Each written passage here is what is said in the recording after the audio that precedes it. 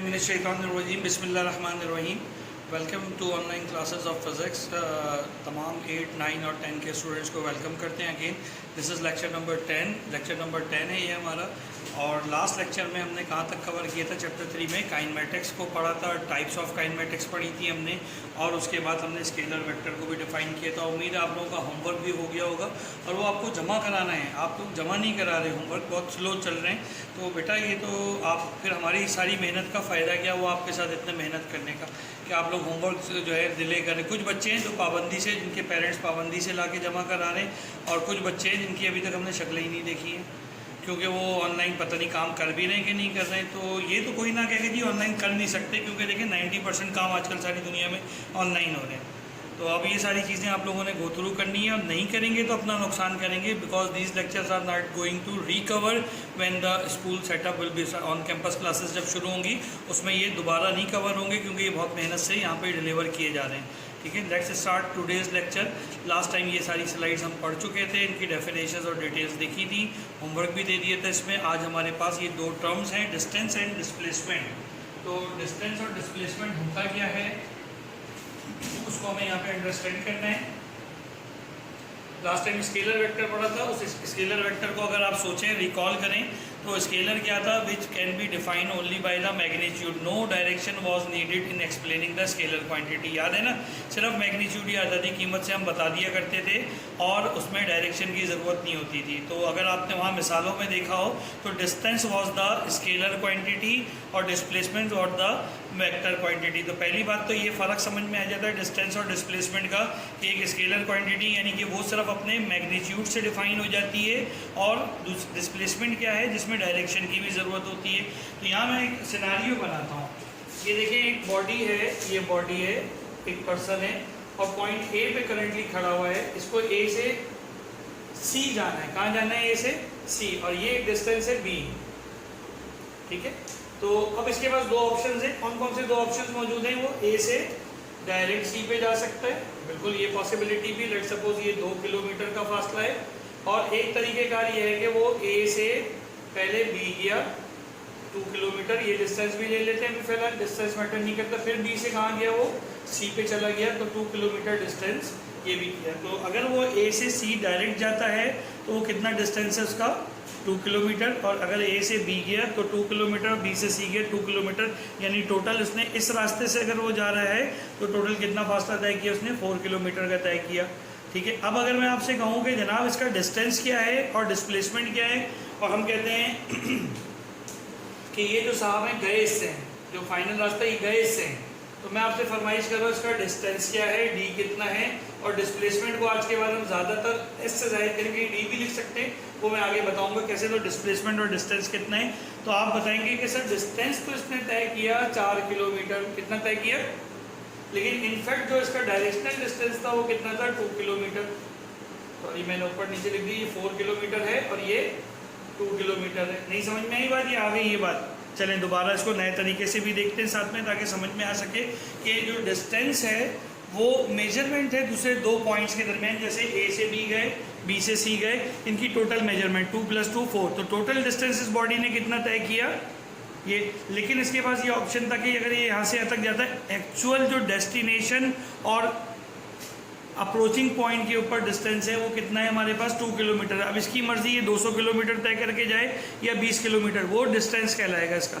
लेकिन डायरेक्शनल अगर डिस्टेंस मालूम करें तो वो डायरेक्शनल डिस्टेंस इसका कितना है? 2 किलोमीटर। तो directional distance we called it a displacement. Urdu में इसको कहते हैं हटाओ, फासला और हटाओ। अब इस स्लाइड को क्विकली देखते हैं। It is the horizontal measurement between the 2 points और द मिनिमम डिस्टेंस कवर। देखें यहाँ पे दोबारा डायग्राम, मिनिमम डिस्टेंस क्या था इन 2 पॉइंट्स के दरमियान, ए से सी के दरमियान 2 किलोमीटर, और डायरेक्शनल डिस्टेंस ये ना आपके पास कहीं से भी जाए। अगर मैं यहाँ पे कहूँ एक पॉइंट और भी दे दिया है ई, तो बॉडी यहाँ पे भी गई और फिर यहाँ से हो सकता है यहाँ पे गई हो, तो ये भी कुछ फासला तय हो जाएगा। तो ये कितना भी कर लें, 200 किलोमीटर चल लें, लेकिन जो ए से सी के दरमियान का नेट फासला है वो नेट फासला कितना है? बिल्कुल सही है, 2 किलोमीटर है। तो ये बात समझ में आ रही है, पर्टिकुलर डायरेक्शन के अंदर कवर होगा। ये स्केलर क्वांटिटी है, वेक्टर, ये मैं शुरू में ही बता चुका हूँ। इट ओनली नीड, जाहिर सी बात है अगर स्केलर है तो it only need the magnitude, जबकि इसको मैग्नीट्यूड के साथ डायरेक्शन की भी ज़रूरत होती है। It is denoted by S और it is denoted by D. ये उल्टा लिख दिया गया है, इसको आप इधर डी पढ़ेंगे और यहाँ पर इसको क्या पढ़ेंगे, डिस्प्लेसमेंट को एस पढ़ेंगे। ठीक है बेटा, डिस्प्लेसमेंट में एस की आवाज़ आ रही है, एस पढ़ेंगे और ये डिस्टेंस है। आगे चल के हम देखेंगे कि हम डिस्टेंस डिस्प्लेसमेंट को एक ही चीज़ कंसीडर करेंगे, डिस्प्लेसमेंट, यानी हर जगह हम एस लेंगे। जो मोशन की इक्वेशंस की मैंने पिछले लेक्चर्स में बात की, उधर भी इसी एस की कैलकुलेशन की गई है, क्योंकि विदाउट डायरेक्शन तो हम हार्डली शायद ही कोई चीज़ कवर कर रहे हो या कोई चीज़ को लेके चल रहे हो। यहाँ तक सबको समझ में आता है। अब इसी की तरह से दो और जोड़ी आ रही है, डिस्टेंस और डिस्प्लेसमेंट थे, स्केलर वेक्टर, इसके आगे स्पीड और इसके आगे वेलोसिटी है, ये दोनों भी हमारे पास मौजूद है। स्पीड क्या होता है, स्पीड क्या होता है, स्पीड को अगर हम खाली एस या वी से खाली जाहिर करें, ठीक है, या स्पीड को स्पीड लिख दें आप, जैसे भी इसको जाहिर करना चाहें। स्पीड क्या होता है, distance travel in a unit time, है ना। एक खास टाइम में तयशुदा जो आपके पास डिस्टेंस है वो क्या कहलाएगा, क्या कहलाएगा, स्पीड। क्या कहलाएगा, स्पीड। अगर मैं कहूँ वेलोसिटी की डेफिनेशन इसी तरह से बनाएं तो यहाँ डिस्टेंस है तो वेलोसिटी वेक्टर क्वांटिटी, बस इतना बता दिया मैंने आपको।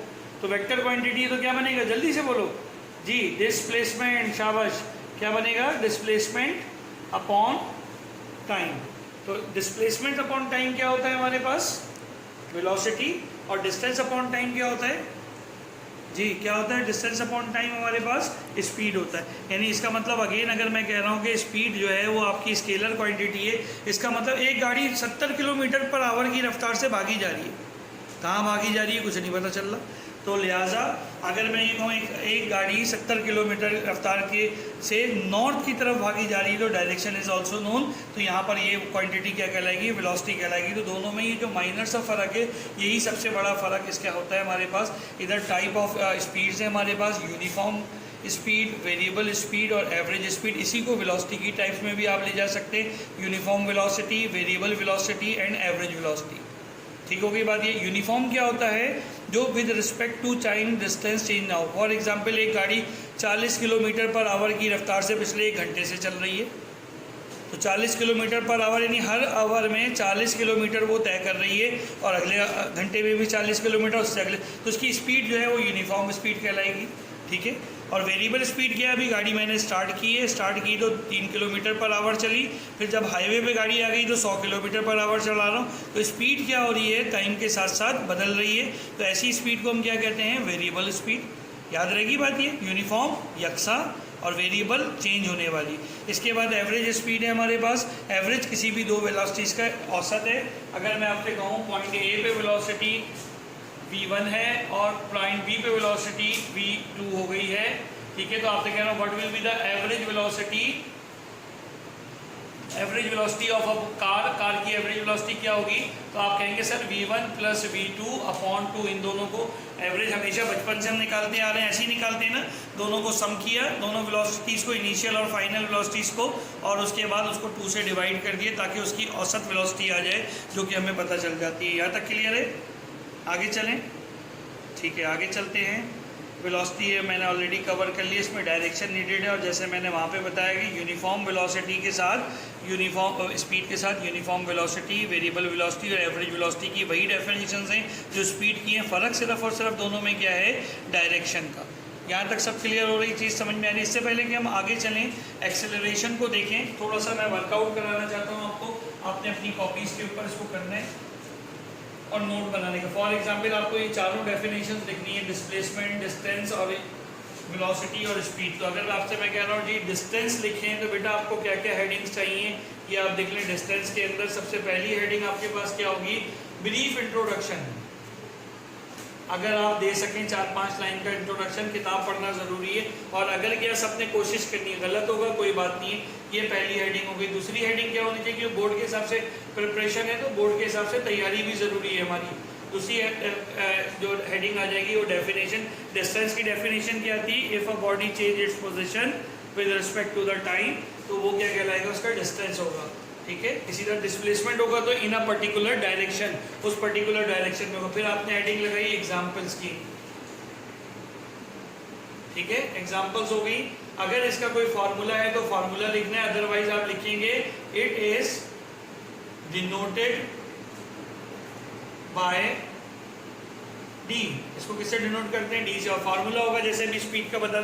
तो ये हेडिंग्स हैं जो आपने कवर करनी है इसमें। इसी तरह से वेलोसिटी के लिए बात कर लेते हैं और स्पीड के लिए। वेलोसिटी के बाद इधर एक स्केलर क्वांटिटी की बात कर ली थी, इधर हम एक वेक्टर क्वांटिटी की बात करते हैं वेलोसिटी। तो वेलोसिटी के लिए भी वही है, ब्रीफ इंट्रोडक्शन,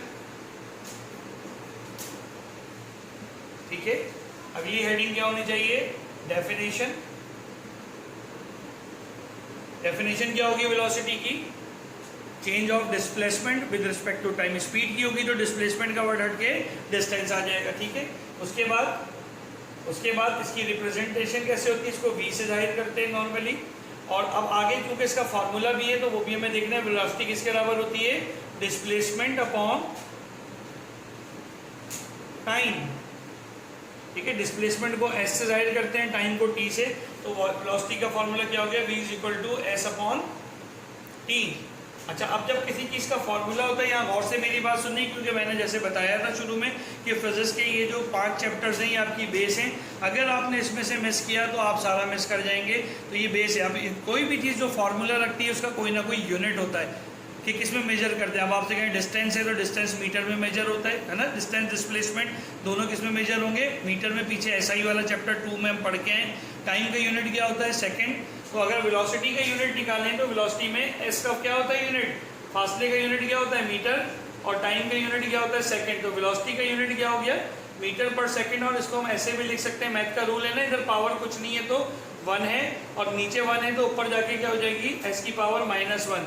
तो यहाँ पे वेलोसिटी के ये दोनों यूनिट्स हम याद रख सकते हैं कि मीटर पर सेकंड और मीटर सेकंड इनवर्स, ये दोनों इसके एसआई सिस्टम के अंदर यूनिट्स होते हैं। किसके? वेलोसिटी के। याद रहेगी ये बात आपको। और it is an vector quantity. तब आपको डिफरेंस को, तो इतने सारे डिफरेंस मैंने लिख दिए। तो आपको अगला क्वेश्चन जब मैं दूंगा आपने इस तरह से डेफिनेशन करनी है। अब सबसे पहले होमवर्क की बात कर लेते हैं, फिर अगर इस लेक्चर में टाइम